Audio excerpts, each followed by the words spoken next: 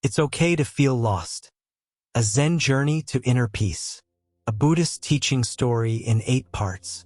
In the misty mountains of ancient Japan, there lived a young monk named Kenji who had spent 3 years at the Soto Zen monastery of Aiheiji. Despite his diligent practice of Zazen meditation, study of the sutras, and faithful adherence to the monastery's strict schedule, Kenji felt more lost than ever before. Each morning at 3:30 a.m., when the wooden clappers echoed through the halls calling the monks to meditation, Kenji would rise with a heavy heart. As he sat cross-legged on his zabuton cushion in the meditation hall, watching his breath rise and fall, his mind churned with questions that seemed to multiply like autumn leaves in a windstorm. What is the point of all this sitting? He wondered. Other monks speak of enlightenment, of seeing their true nature, but I see only the darkness behind my closed eyelids and hear only the endless chatter of my confused mind. One particularly difficult morning, after yet another sleepless night wrestling with existential doubt, Kenji approached his teacher, Master Yamada, an elderly monk whose eyes held the calm depth of mountain lakes. "Master," Kenji said, bowing deeply, "I feel like I am drowning in confusion.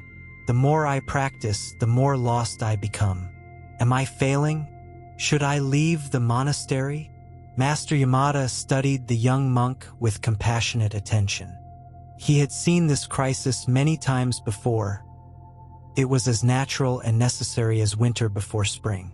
Without speaking, he gestured for Kenji to follow him outside. They walked in silence through the monastery gardens, where morning mist clung to the carefully pruned pine trees and stone lanterns stood like silent sentinels along the gravel paths. Finally, they stopped beside a small pond where lotus flowers floated serenely on the dark water.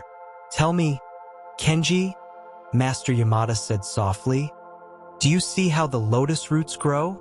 Kenji looked at the beautiful flowers, their pink and white petals perfect in the morning light. "They grow in the mud at the bottom of the pond, Master." "Yes," nodded the old teacher. "The lotus cannot bloom without first being rooted in the darkness and muck below. Tell me, when you feel most lost, are you not simply discovering how deep your roots can grow?" The young monk pondered this, but his rational mind immediately protested. "But Master, feeling lost brings such suffering. Surely this cannot be the way." Master Yamada smiled gently. "Ah, you speak of suffering as if it were your enemy. But consider this, when you are lost in a forest, you become very alert, very present, do you not? You listen to every sound, notice every landmark, become intimate with your surroundings in a way you never would if you knew exactly where you were going." He paused to touch one of the lotus petals. The Buddha's first noble truth teaches us that suffering is inherent in existence. But the Buddha did not say suffering was meaningless. He taught us that within suffering lies the seed of wisdom, just as within the mud lies the potential for the lotus. As they continued their walk, Master Yamada shared a teaching story. Long ago, there was a skilled archer who could hit any target with perfect accuracy. One day, a Zen master challenged him to hit a target while standing on a narrow bridge over a deep ravine. The archer, confident in his abilities, accepted the challenge. But when he stood on the bridge and looked down at the dizzying drop below, his hands began to tremble, and he could not even draw his bow. The master then took the bow and, standing calmly on the same precarious bridge, hit the target perfectly. The archer asked, "How did you do that?" "I am the better archer, yet I could not even draw the bow." The master replied, "You have learned to shoot when you know where you stand, but you have not learned to shoot when you don't know where you are." True mastery comes not from certainty, but from being at peace with uncertainty. Kenji felt something stir within him, not understanding exactly, but a sense that perhaps his confusion was not his enemy after all. As they returned to the monastery for morning service, Master Yamada left him with these words, This week, instead of trying to escape your feeling of being lost, I want you to bow to it. Greet it each morning like an old teacher who has come to visit.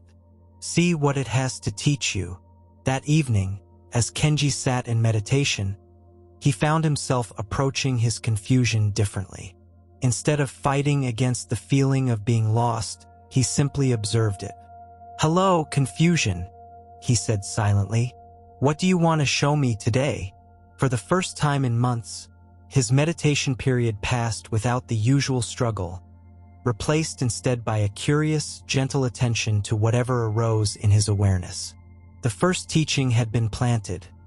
Sometimes the very experience we most want to escape is the one that holds the key to our liberation.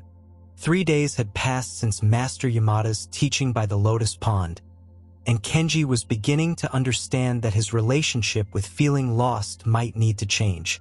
However, old habits of resistance died hard, and he still found himself caught between acceptance and the desire to fix his confusion once and for all.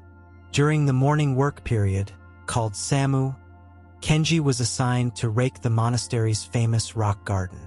This was usually a meditative task he enjoyed, but today his mind was particularly agitated. As he methodically raked the white gravel into perfect parallel lines, his thoughts jumped from one concern to another. His future as a monk, his family's expectations, his seeming lack of spiritual progress. Suddenly, a strong autumn wind swept through the garden, scattering leaves across his perfectly raked patterns and undoing an hour of careful work. Kenji felt a flash of anger rise in his chest. "Why does everything I try to create get destroyed?" he muttered, gripping the rake tighter. "An excellent question," came a voice behind him. Master Yamada had approached so quietly that Kenji hadn't noticed him. "Tell me, what exactly has been destroyed?" Kenji gestured at the scattered leaves and disturbed gravel lines. "My work, Master. The order I created has been ruined." "Ah," said the Master, settling himself on a nearby stone bench. "And before you raked, what was the condition of the garden?" "It was different, not as neat." "And before the monastery was built, what was here?" Kenji paused, trying to remember the history he'd been taught. "Wild forest, I believe." "Yes, and before the forest." The young monk began to see where this was leading. I don't know. Something else." Master Yamada nodded. "This is the teaching of anicca, impermanence. Everything that arises will pass away. Everything that is created will be destroyed. Everything that comes together will eventually separate. This is not a flaw in the universe, Kenji. This is how the universe works." He stood and picked up a few of the scattered leaves. These leaves were once part of the tree, green and vibrant. Now they are brown and ready to nourish the soil for next spring's growth. Have they been destroyed, or have they been transformed? As if to emphasize the point, another gust of wind scattered more leaves across the gravel. And this time, Kenji felt something different, not anger, but a kind of wonder at the constant dance of change happening around him. "Master," Kenji said slowly, "if everything is impermanent, then my feeling of being lost, this too will pass? Everything arises and passes away," Master Yamada confirmed. "But here is the deeper teaching. If you know that your confusion will pass, and you also know that your clarity will pass, and your happiness will pass, and your sadness will pass, then what remains?" This question struck Kenji like a temple bell. He had been so focused on escaping his current state of confusion that he had never considered what lay beyond all the changing states of mind. I don't know, Master." "Excellent." Master Yamada's eyes twinkled. "Not knowing is most intimate. When you truly don't know, you are present with what is actually here, rather than lost in your ideas about what should be here." The Master began walking slowly around the garden, and Kenji followed. "Let me tell you about the monk Nagarjuna," who lived many centuries ago. He taught that because everything is impermanent, everything is also interdependent, nothing exists by itself. Everything depends on everything else. Your confusion depends on your desire for clarity. Your feeling of being lost depends on your idea of where you should be. They stopped beside an ancient pine tree whose branches had been shaped by decades of careful pruning and the natural forces of wind and weather. This tree has grown in response to countless conditions: soil, rain, sunlight, the gardener's scissors, winter storms. Is it lost because it doesn't look like the tree it might have become without these influences? Or has it become exactly what it is through responding wisely to each condition as it arose? Kenji studied the tree's gnarled but beautiful form. It's perfect as it is, Master. The conditions haven't made it lost. They've made it unique.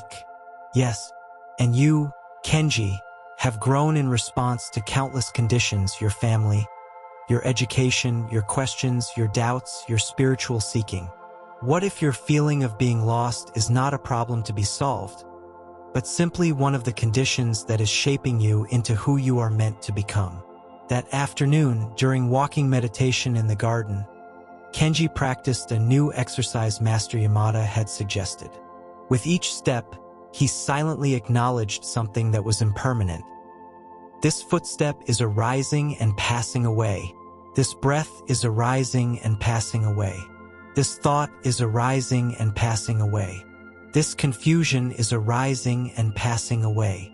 Instead of making him feel anxious about life's constant change, this practice began to bring a strange sense of relief. If everything was always changing anyway, then he didn't need to hold so tightly to any particular state of mind.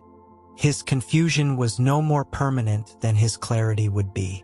As evening settled over the monastery and the temple bell rang for evening meditation, Kenji felt a subtle shift in his understanding. He was beginning to see that his spiritual practice wasn't about achieving some permanent state of enlightenment, but about learning to dance gracefully with the constant flow of change. The second teaching was taking root. In a world where everything is constantly changing, the deepest peace comes not from finding solid ground, but from learning to surf the waves of impermanence.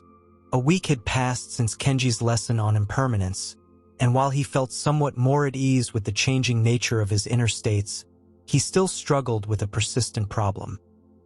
His mind seemed to have a life of its own, constantly generating stories, judgments, and reactions that pulled him away from the present moment. During morning zazen, instead of the peaceful awareness he hoped for, Kenji's mind was like a hyperactive monkey, jumping from branch to branch of thought.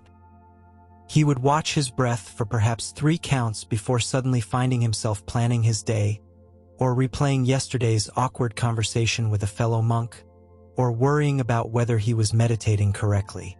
"I can't control my mind at all," he confessed to Master Yamada after the morning meal. "The harder I try to concentrate, the more chaotic my thoughts become.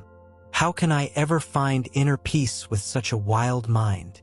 Master Yamada set down his teacup and looked at Kenji with patient eyes. "Tell me, when you look into a mirror, do you blame the mirror for showing you wrinkled robes?" "No, Master. The mirror simply shows what is there.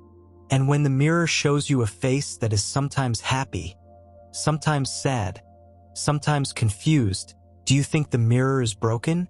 "No, it's just reflecting accurately." "Exactly. Now, what if I told you that mindfulness is like a perfect mirror? It simply shows you what is present in your mind, without judgment, without trying to change anything." Kenji frowned, trying to understand. "But Master, when I'm mindful, I see how chaotic and undisciplined my mind is. Surely mindfulness should help me control these thoughts." Master Yamada stood and walked to the actual mirror hanging on the wall of his small receiving room. "Come here," he said. "Look into this mirror and try to force it to show you only beautiful images." Kenji looked into the mirror, seeing his own puzzled reflection. "I can't, Master. The mirror shows whatever is in front of it." Precisely. And the mirror remains perfectly clear and undisturbed whether it reflects a beautiful flower or a pile of garbage. The mirror's clarity is not dependent on what it reflects. He paused, letting this sink in. Your awareness, your Buddha nature, is like this mirror. It can reflect confusion without being confused, anger without being angry, sadness without being sad. Master Yamada led Kenji outside to a small meditation pavilion overlooking the valley below. Today, I want to teach you a different way of practicing mindfulness.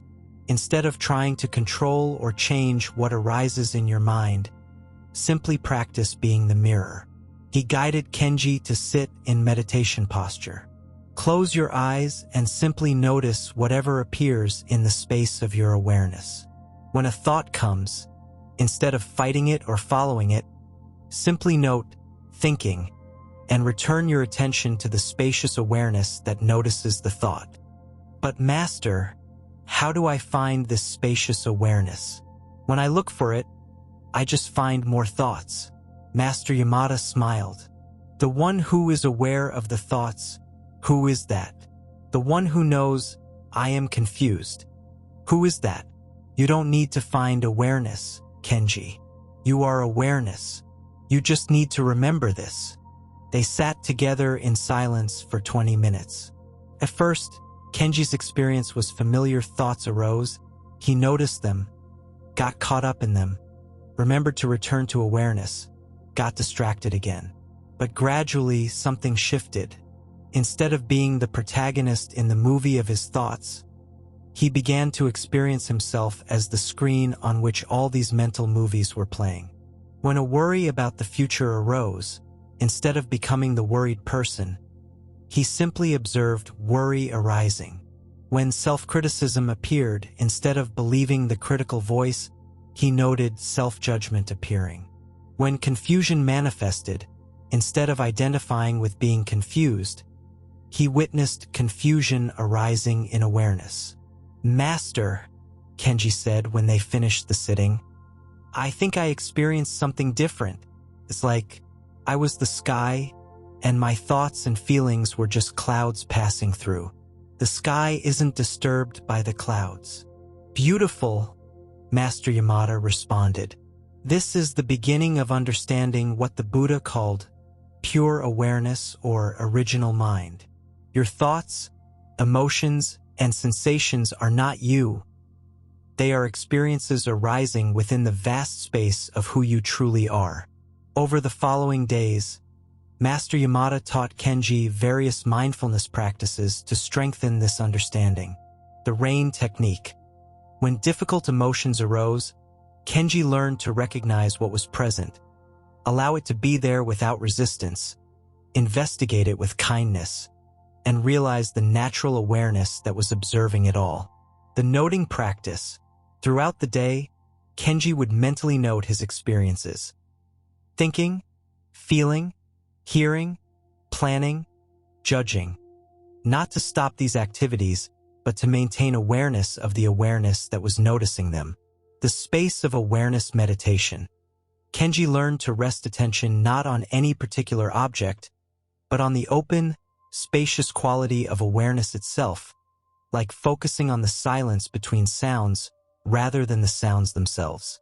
Remember, Master Yamada explained, when you feel most lost, you have simply forgotten that you are the vast space in which all experiences arise and pass away. You have mistaken yourself for one of the passing clouds instead of recognizing yourself as the limitless sky. One evening, as Kenji practiced walking meditation under the stars, he had a sudden insight. All his life he had been trying to improve the content of his experience, to have better thoughts, clearer states of mind, more peaceful emotions. But what if the path wasn't about changing the content at all, but about recognizing the unchanging awareness that was capable of holding any content with equanimity? For the first time since arriving at the monastery, Kenji felt a deep sense of coming home, not to a place, but to his own true nature. The confusion was still there, but now it was held in something much vaster than itself. The third teaching was flowering. You are not your thoughts, emotions, or experiences. You are the aware presence in which they all arise and dissolve. 2 weeks into his new understanding of mindfulness, Kenji made an uncomfortable discovery. While he was becoming more skilled at observing his thoughts and emotions without being swept away by them, he had developed a subtle form of spiritual arrogance. When confusion arose, he would internally distance himself from it, thinking, "I am the awareness observing this confusion. I am not the confusion itself." While technically correct, this approach was creating a new kind of suffering, a split between the spiritual part of himself that was aware and the unspiritual parts that experienced normal human emotions and reactions. He was using his newfound understanding as a way to reject rather than embrace the fullness of his experience. This internal divide came to a head during a particularly challenging day. Kenji had received a letter from home informing him that his father was seriously ill. As he read the news, waves of grief, fear, and homesickness washed over him. His first instinct was to apply his mindfulness training. This is just emotion arising in awareness. I am not this sadness. I am the space that contains it. But instead of bringing peace, this approach felt cold and disconnected. The more he tried to separate himself from his grief, the more isolated and confused he felt. By evening, he was in such distress that he sought out Master Yamada for guidance. "Master," Kenji said, his voice tight with suppressed emotion. "I thought I was making progress, but today I feel more lost than ever. I'm watching my grief and fear, but it feels like I'm abandoning myself. Am I practicing incorrectly?" Master Yamada studied the young monk's face with deep compassion. "Tell me, Kenji, when you see a small child who is crying because they've fallen and scraped their knee, what is your natural response?" "I would want to comfort the child, to help them feel better." "Would you stand apart from the child and say, 'I am the awareness observing your pain. I am not your pain'?" Kenji's eyes widened as he realized the harshness of his approach. "No, Master. I would hold the child, acknowledge their hurt, maybe clean and bandage the wound. Yes, true mindfulness includes infinite compassion.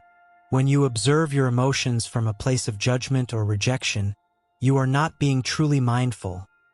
You are being spiritually bypassing your human experience."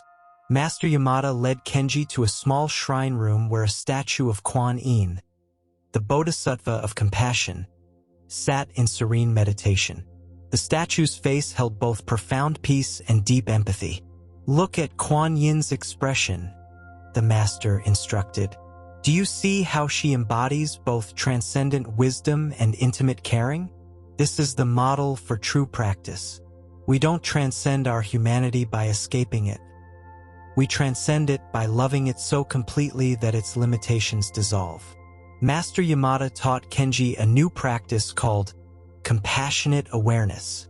Instead of distancing himself from difficult emotions, Kenji learned to hold them the way a loving mother holds a frightened child.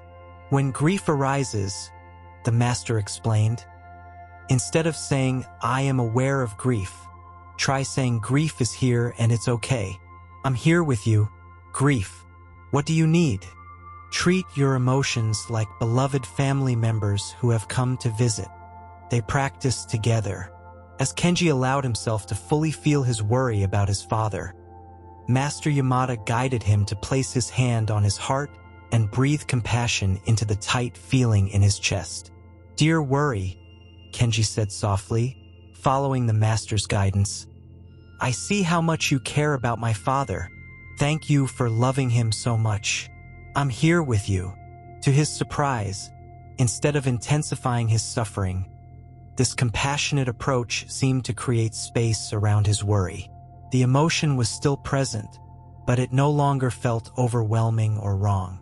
"This is the difference between suppression and acceptance," Master Yamada explained. "Suppression says, 'This shouldn't be here.' Acceptance says, This is here and that's okay. Compassionate acceptance goes further and says, this is here and I love you for being here.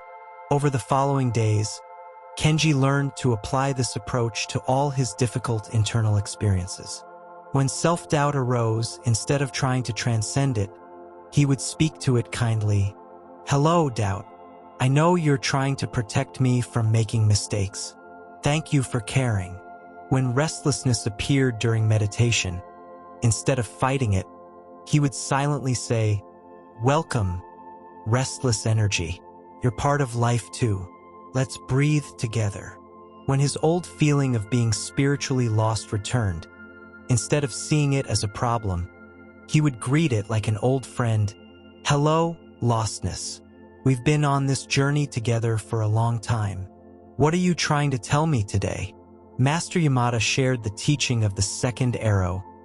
The Buddha taught that when we're struck by the first arrow of unavoidable pain, illness, loss, disappointment, we often shoot ourselves with a second arrow of self-judgment and resistance. We suffer not only from the original pain, but from our rejection of that pain. Compassionate acceptance, he continued, doesn't remove the first arrow, but it prevents us from shooting ourselves with the second one.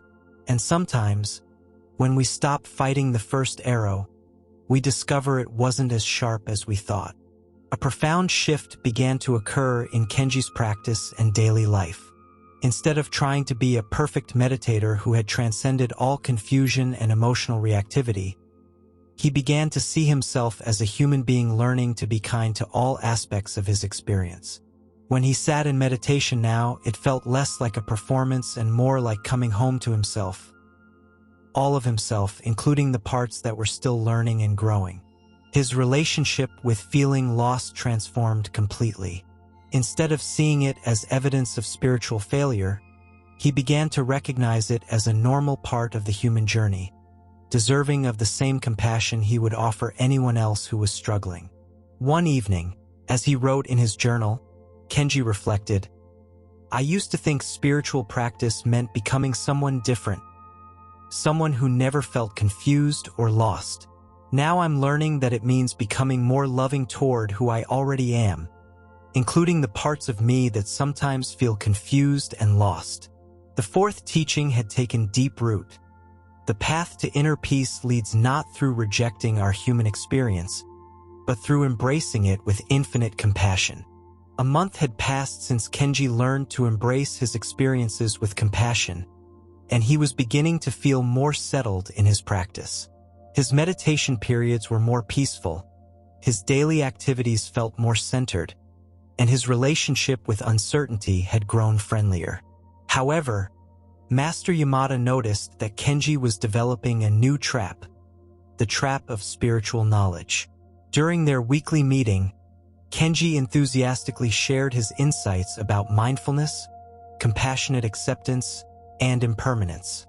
He spoke with growing confidence about his understanding of Zen principles and quoted various teachings he had studied. Master Yamada listened patiently, then asked a simple question, Kenji, what is the sound of one hand clapping? Kenji immediately brightened. Oh, I know that koan, Master. It's about the nature of non-duality, about how all sounds arise from the silence that... Stop! Master Yamada said gently but firmly. I didn't ask what you know about the koan. I asked what is the sound of one hand clapping. Right now. Here. Show me. Kenji paused, suddenly realizing he was trapped in conceptual understanding rather than direct experience. His confident explanation dissolved into confusion. I'm not sure what you're asking, Master. Excellent. Master Yamada's face lit up with genuine delight. Not sure is the beginning of wisdom. Knowledge is the end of wisdom. He stood and walked to the window, where cherry blossoms were beginning to bloom on the ancient tree in the courtyard. Tell me, Kenji, have you ever really seen a cherry blossom? Of course, Master. I see them every day. No. Master Yamada shook his head. You see, your idea of cherry blossoms, You see your category called cherry blossom. You see your memory of previous cherry blossoms and your expectation of how cherry blossoms should look. But have you ever seen this cherry blossom? Right now, with completely fresh eyes. He gestured toward the window. Come, let's go see. They walked to the cherry tree, and Master Yamada instructed Kenji to sit beneath it. Now, he said, I want you to look at one single blossom as if you have never seen a flower before in your life, as if you don't know what pink means, what petal means, what beautiful means. Can you look with the eyes of a newborn child? Kenji tried to follow the instruction, but found it surprisingly difficult. Every time he looked at the blossom, words and concepts immediately arose in his mind. Delicate, spring, impermanent, Buddha nature manifesting as flower. His knowledge kept getting between him and direct seeing. Master, it's hard to see without thinking about what I'm seeing. Yes, Master Yamada nodded. This is the problem of the expert mind. The more we think we know, the less we actually see. In Zen, we call this Shoshin beginner's mind. The beginner's mind is wide open, curious, eager to learn. The expert's mind is closed, full of preconceptions. He sat down beside Kenji under the tree. Let me tell you a story. A famous university professor once came to study with a Zen master. The professor talked at length about his extensive knowledge of philosophy, psychology, and comparative religion. The Zen master listened politely while pouring tea. He kept pouring even when the professor's cup was full, and the tea began spilling over onto the table and floor. Stop! Cried the professor. The cup is full. No more can go in. Yes, said the Zen master. And like this cup, you are full of your own knowledge and opinions. How can I teach you Zen until you first empty your cup? Kenji felt a familiar discomfort as he recognized himself in the story. But Master, aren't we supposed to learn and grow in understanding? Haven't you been teaching me valuable concepts about mindfulness and compassion? Ah, Master Yamada smiled. But notice the difference. When I taught you about compassionate awareness, did it work because you understood the concept?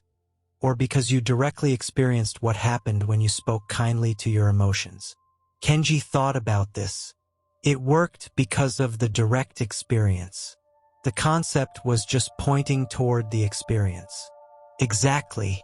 Concepts are like fingers pointing at the moon. They can be useful for directing attention, but if you stare at the finger, you miss the moon entirely. Master Yamada introduced Kenji to what he called don't know mind practice.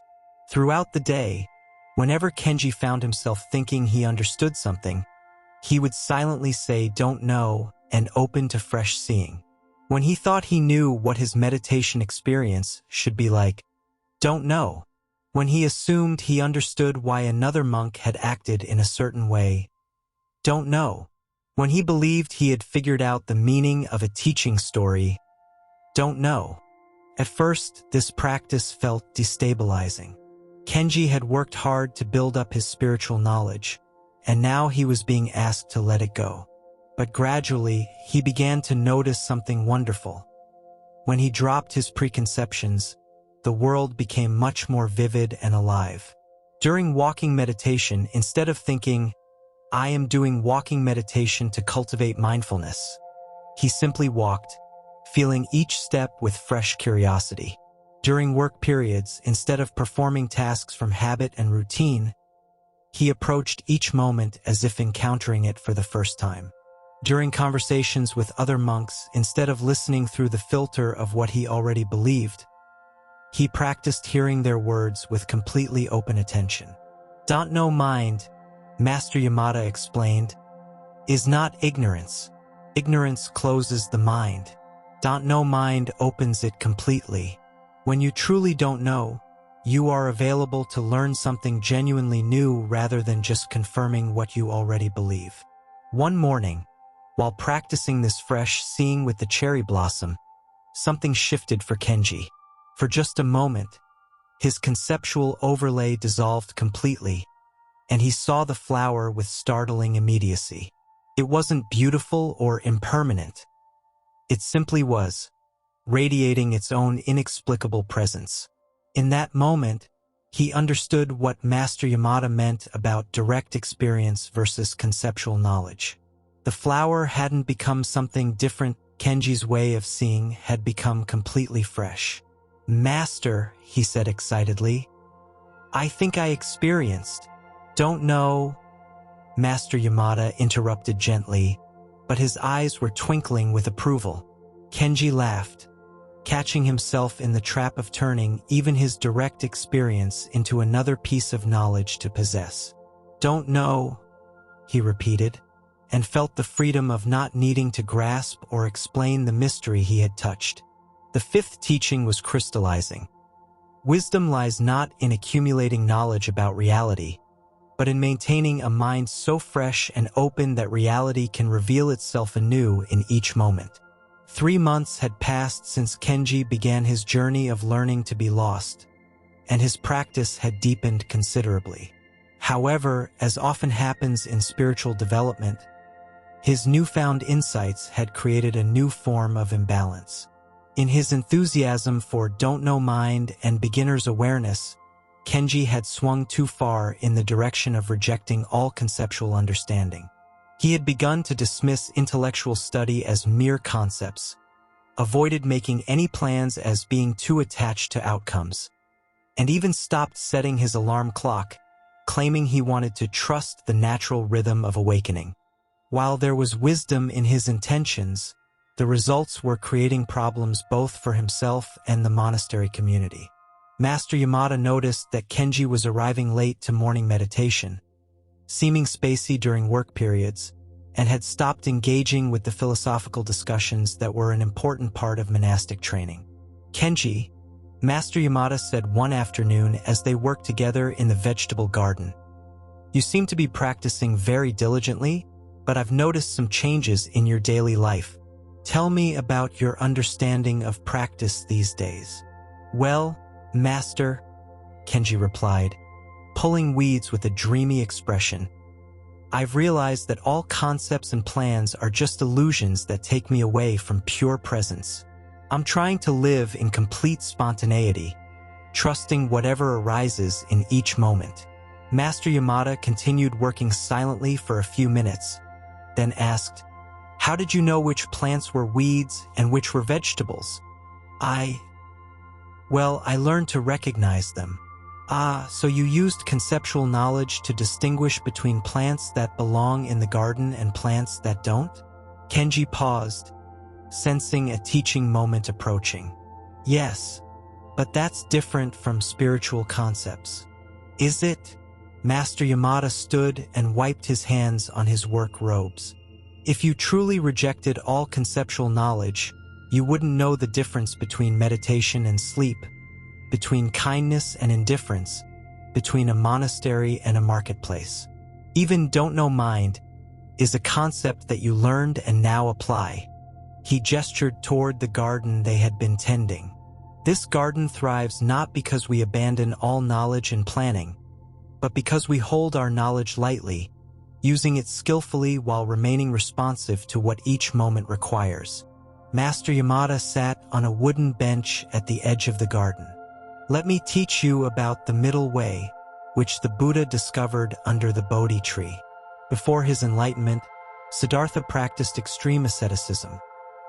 He ate only a few grains of rice per day, slept on beds of thorns, and nearly died from his harsh practices. But these extreme practices didn't lead to awakening. One day, he remembered the natural joy he had felt as a child sitting under a tree, and he realized that neither extreme indulgence nor extreme denial was the path to freedom. So he began eating again, taking care of his body, and finding a balanced approach that he called the middle way. Kenji was beginning to see where this was heading. "So you're saying I've gone too far toward rejecting conceptual thinking? What do you think?" Master Yamada asked, employing the Socratic method that was characteristic of Zen teaching. I suppose, maybe I have. I've been so afraid of getting trapped in concepts that I've been trying to live without thinking at all. But that's created its own problems.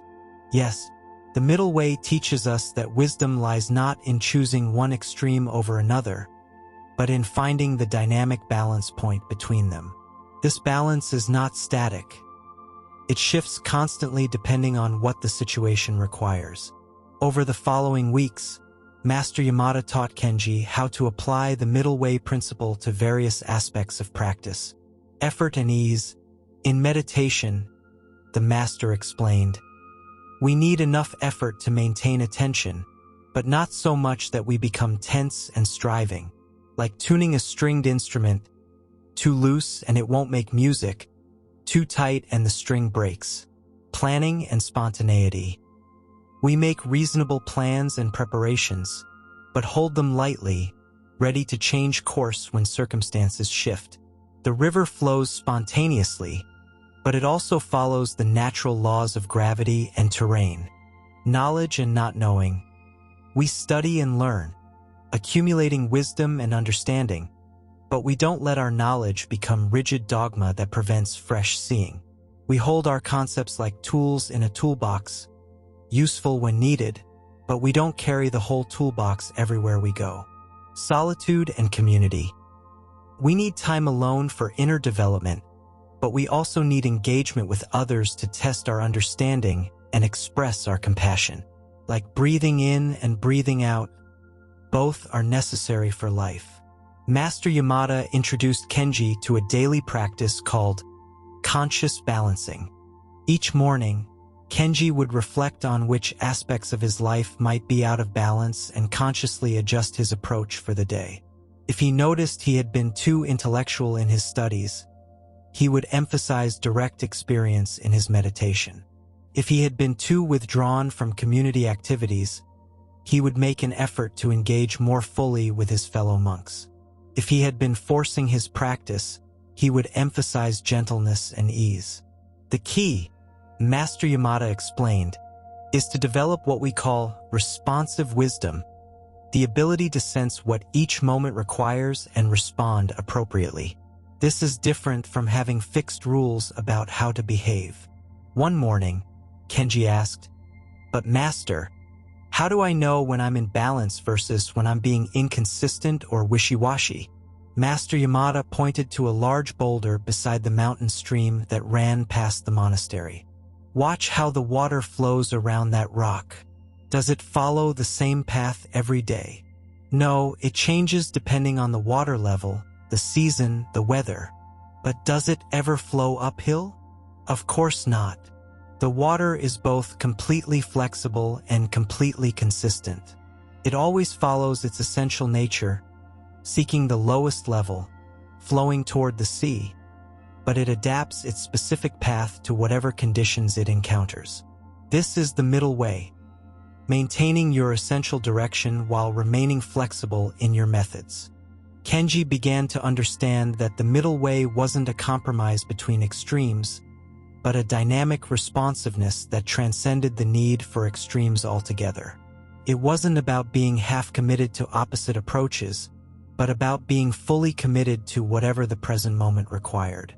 During meditation, instead of forcing concentration or completely abandoning effort, he learned to find the natural balance point where attention was both relaxed and alert.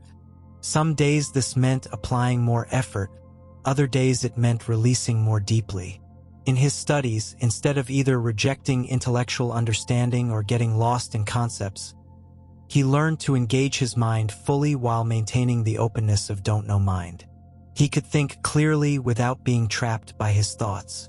In his emotional life, instead of either suppressing feelings or being overwhelmed by them, he found the middle ground of experiencing emotions fully while not being controlled by them. The middle way, Master Yamada taught, is ultimately about naturalness. When you force yourself toward any extreme, even spiritual extremes like constant bliss or permanent detachment, you create tension and artificiality. But when you find your natural balance point, practice becomes effortless, like a bird flying or a fish swimming. One evening, as Kenji walked in meditation around the monastery grounds, he noticed how his body automatically adjusted its balance with each step, leaning slightly left or right, speeding up or slowing down in response to the terrain, without any conscious effort on his part. This is it, he realized. The middle way isn't something I have to figure out intellectually. It's the natural wisdom of life itself, always seeking balance, always responding appropriately to conditions. For the first time since beginning his spiritual journey, Kenji felt truly at home in his practice. He wasn't trying to become someone different or achieve some special state. He was simply learning to trust and express his own natural wisdom, which knew how to balance effort and ease, knowing and not knowing, solitude and engagement, structure and spontaneity. The sixth teaching was integrating. True spiritual maturity comes not from perfecting any particular approach, but from developing the responsive wisdom to know what each moment requires. 6 months had passed since Kenji first approached Master Yamada with his crisis of feeling lost, and his practice had stabilized into a natural rhythm that balanced all the elements he had learned. Yet as he sat in meditation one crisp winter morning, a disturbing realization began to surface. Despite all his progress and understanding, there was still something fundamentally unsatisfying about his spiritual journey.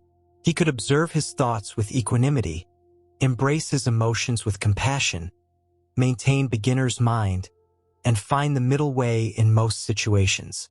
His daily life was more peaceful, his relationships with fellow monks were warmer, and his service in the monastery was more wholehearted.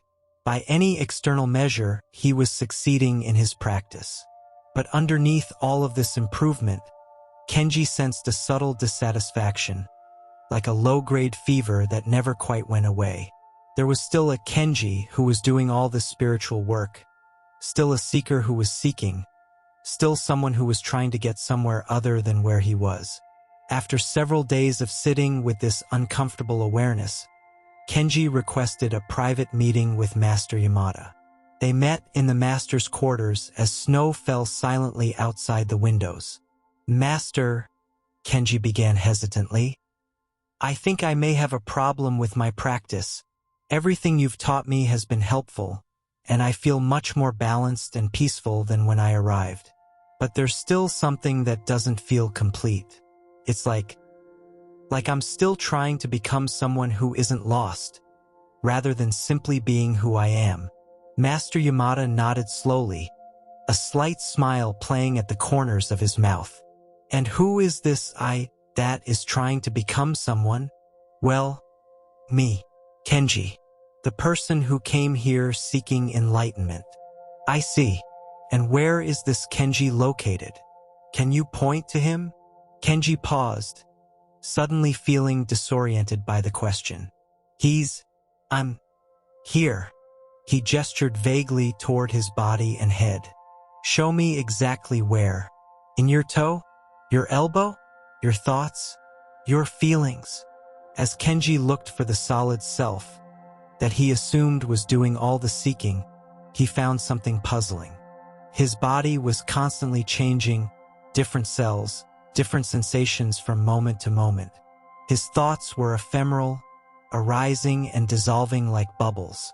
His emotions flowed and shifted like weather. His personality seemed to be a collection of habits and patterns rather than anything fixed or solid. I can't find exactly where I am, Master." "Excellent." Master Yamada's eyes lit up with delight.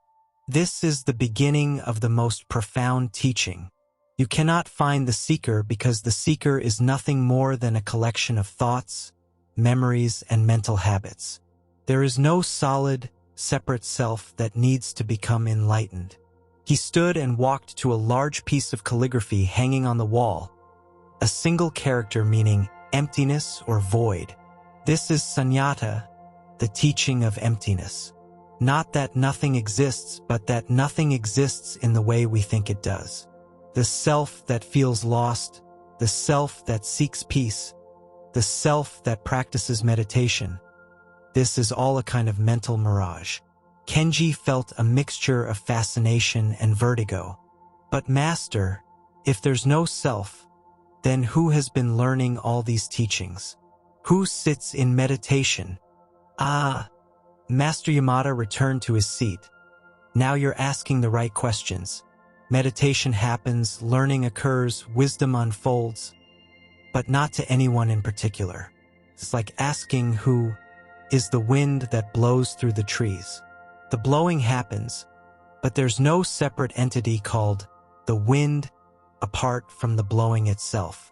Over the following weeks, Master Yamada guided Kenji through an investigation of selfhood that was both liberating and initially terrifying. They explored how the sense of being a separate self was constructed moment by moment through identification with thoughts, feelings, and experiences. Right now, the master would ask during their sessions, "What is aware of the sound of the bell?" "I am," Kenji would initially respond. "But what is aware of the thought, I am?" "Well, I am aware of that thought too." "And what is aware of that awareness?" As they continued this inquiry, Kenji began to discover something extraordinary. There was awareness happening, but no one who was aware. There was thinking, but no thinker. There was experiencing, but no experiencer. Life was living itself through what he had been calling Kenji. But there was no separate Kenji apart from this flowing process of life. This is why, Master Yamada explained, all your seeking for inner peace was ultimately futile. There was no inner self that could possess peace, and no outer circumstances that needed to be transcended. Peace is the nature of what you already are, once the illusion of separation dissolves. The teaching story Master Yamada shared that week was about the wave and the ocean. A wave seeks desperately to become peaceful and still like the depths of the ocean. Tries meditation, studies spiritual teachings, practices detachment from the surface turbulence. But one day the wave realizes it has always been the ocean. It was never separate from what it was seeking. As this understanding deepened, Kenji's relationship to his spiritual practice underwent a fundamental shift. Instead of Kenji practicing meditation, there was simply meditative awareness naturally occurring. Instead of Kenji trying to be compassionate, there was compassion spontaneously arising. Instead of Kenji seeking enlightenment, there was the recognition that what he had been seeking was what was already looking. "But Master," Kenji asked one day, "if there's no separate self, then what about responsibility? What about making effort in practice? What about helping others?" Master Yamada laughed warmly. "Does the river stop flowing when it realizes it's not separate from water? Does the flower stop blooming when it recognizes its unity with the earth? The dissolution of the separate self doesn't lead to nihilism or inaction. It leads to completely natural, effortless functioning. When you truly see through the illusion of separation," he continued, "you don't become nothing, you become everything. Your compassion naturally includes all beings because there are no other beings. Your wisdom serves the whole because there is no separate self to serve. Your actions arise from the intelligence of life itself rather than from ego-driven motivation." Kenji spent many days and weeks integrating this understanding. Sometimes the clarity was crystal clear, and he could see through the mirage of separateness completely. "This is natural," Master Yamada assured him. "The habit of separation is deeply ingrained. But now that you've seen through it once, you can never completely forget. The truth has a way of establishing itself gradually, like dawn slowly illuminating the landscape." One morning, as Kenji sat in meditation, something shifted permanently. The question, "Who am I?" simply dissolved, not into an answer, but into the recognition that the question itself was based on a false premise. There was no separate entity to ask the question or receive an answer. What remained was pure, open awareness, not belonging to anyone, not located anywhere in particular, but the very space in which all experience arose and dissolved. Thoughts came and went, emotions flowed, sensations appeared and disappeared, but all of it was happening within this vast, unchanging presence that was somehow both everything and nothing. For the first time since arriving at the monastery, Kenji, or what had been called Kenji, was truly, completely at peace. Not because all problems had been solved or all confusion had been cleared up, but because the one who could be confused had been recognized as a mirage. The seventh teaching was complete.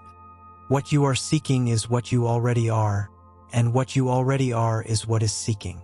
A full year had passed since Kenji first approached Master Yamada in crisis, feeling lost and questioning his spiritual path. Now, as spring returned to the mountain monastery and cherry blossoms once again graced the ancient tree in the courtyard, what had once been called Kenji sat peacefully in the same meditation hall, in the same cross-legged posture, watching the same breath rise and fall. Yet everything was utterly different, though nothing had changed. The monastery bell rang at the same 3:30 a.m. hour, but there was no one who needed to get up. Getting up simply happened when the bell rang, as naturally as flowers opening to sunlight. The same meditation cushion supported the same body, but there was no meditator trying to achieve any particular state. There was simply the natural flow of breath, awareness, and presence. The same daily schedule continued: morning meditation, work periods, meals, evening service. But what had once felt like disciplines imposed from outside were now expressions of an organic rhythm, like the seasons changing or the tide flowing in and out.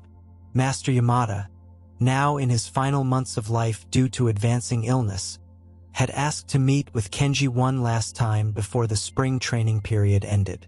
They sat together in the master's quarters, where sunlight streamed through rice paper windows, illuminating the dust motes dancing in the air. "Tell me," Master Yamada said, his voice grown frail but his eyes still twinkling with the same compassionate intelligence.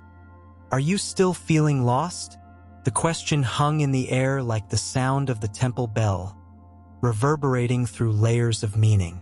What had once been Kenji smiled gently, not with the desperate hope of someone seeking an answer, but with the quiet joy of recognition. "Master," came the response, "I have discovered that I never was lost. How can the sky lose its way? How can space go in the wrong direction? What I thought was being lost was simply not recognizing what I already was." Master Yamada nodded approvingly.